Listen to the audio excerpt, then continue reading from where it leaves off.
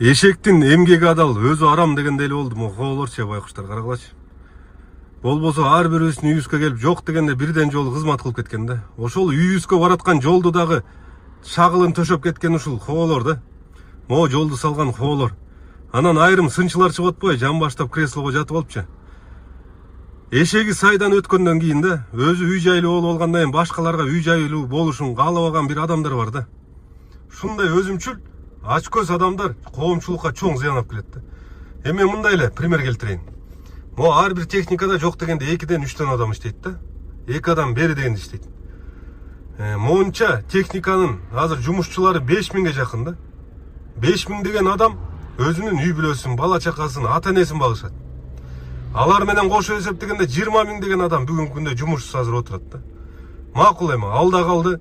Мунун арты менен монолитчик шаар куруп аткан балдарыбыз да жумушсуз калды да.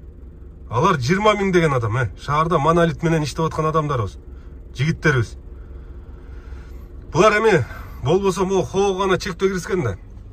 Хоонун арты менен ушундай цепочка кетип каларына акылдары жеткен эмес да. Хоо токтосо помпа токтоду, миксер токтоду. Монолитте иштеп аткан тиги жигиттердин